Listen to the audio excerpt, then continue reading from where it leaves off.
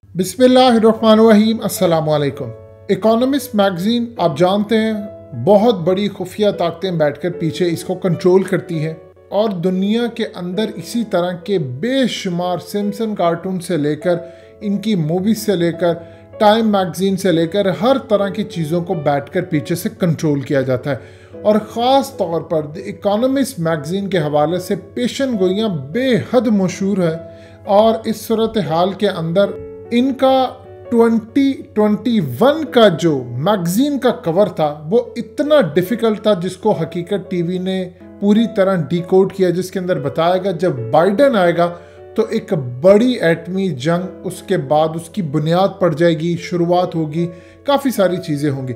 यानी ऐसा नहीं कि उसके दौर के अंदर शुरू हो जाएगी, हो सकता है उसके दौर में भी शुरू हो जाए, हो सकता है उसकी शुरुआत हो जाए।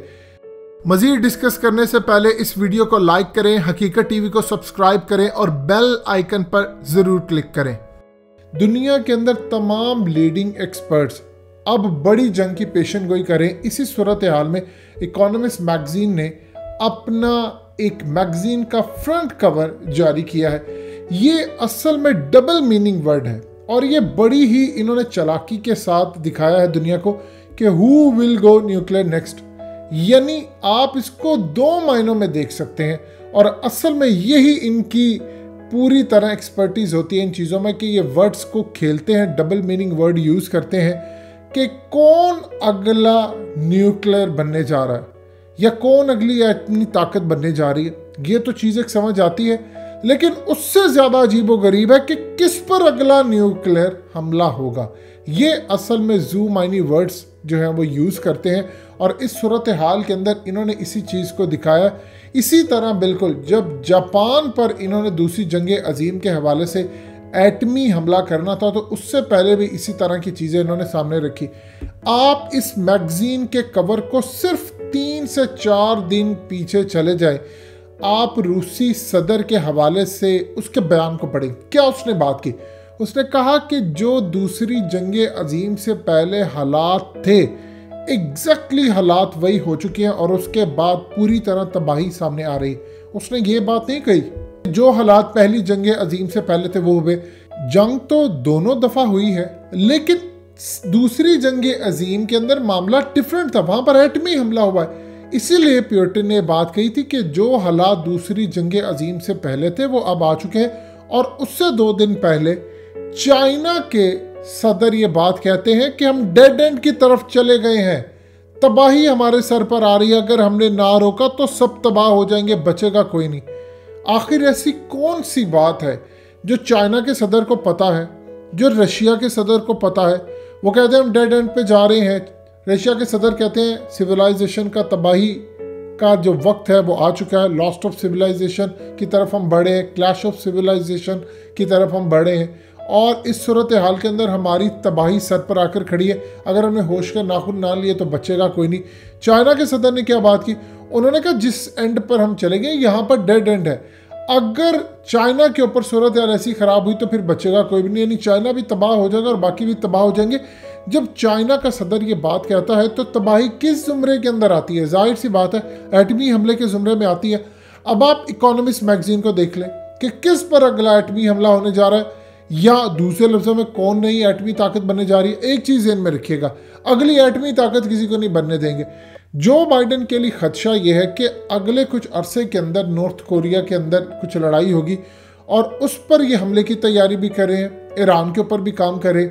देखिए एक चीज़, आप अगर तमाम मज़ाहिब को निकाल कर देखते हैं तो इस्लाम ने तो बड़ी ही तरतीब से बताया। इससे पहले आपको तौरात इंजील में भी चीज़ें मिलेंगी कि एक बहुत बड़ी ज़माना आखिरत में जंग होने वाली है, वो इतनी तबाहकुन होगी, इतनी तबाहकुन होगी कि इस रुए ज़मीन पर उससे ज़्यादा कोई तबाहकुन जंग नहीं होगी और पूरी दुनिया के अंदर लाशें ही लाशें, लाशें ही लाशें होंगी, यानी कोई बच नहीं पाएगा। अब आप ये देखें कि पुराने दौर में जब जापान के ऊपर एटमी हमला हुआ तो उसके बाद सूरत हाल क्या हुई, आज तक उसके असरात हैं।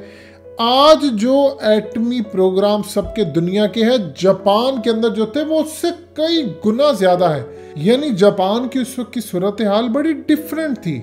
आज अगर ये हमले होते हैं तो वाइप आउट हो जाएगा, पूरे का पूरा मुल्क वाइप आउट हो जाएगा, वो खित्ता ही वाइप आउट हो जाएगा।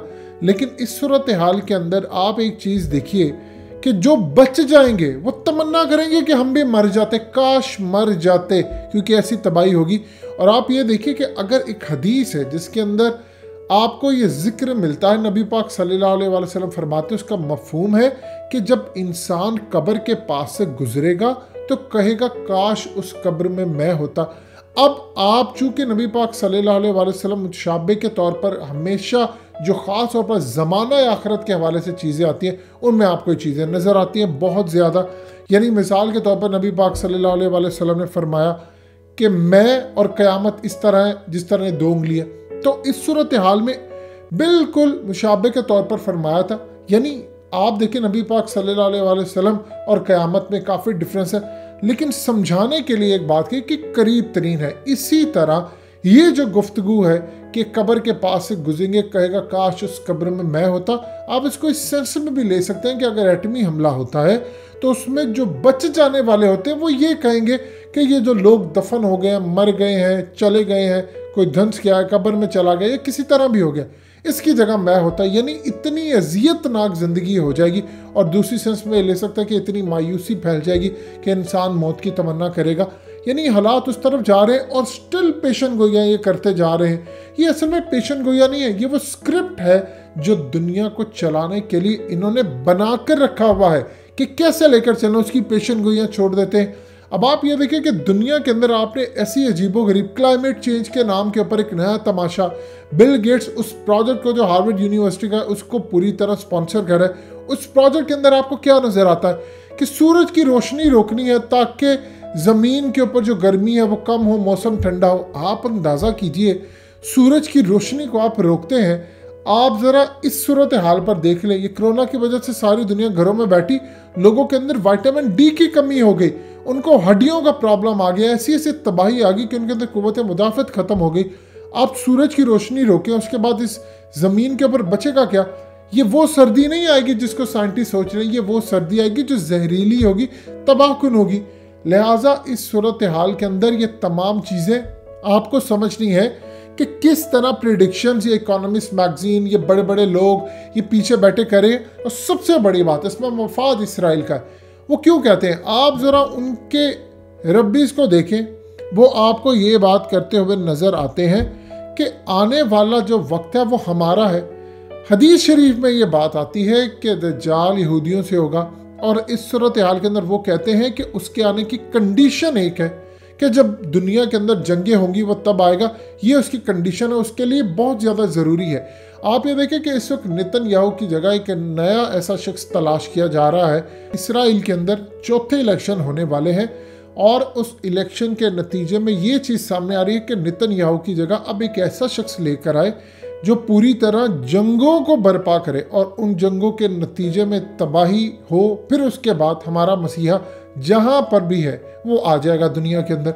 लिहाजा इस सूरत हाल के अंदर आपको समझना है कि आने वाले वक्त की जो पेशन गोई है, ये तमाम चीज़ें हैं, ये कोई आसान और छोटी बात नहीं है। इसी को इन्होंने आगे लेकर चलना है, जो हमारे लिए वक्त के साथ बदलते हुए हालात के साथ समझना ज़रूरी है।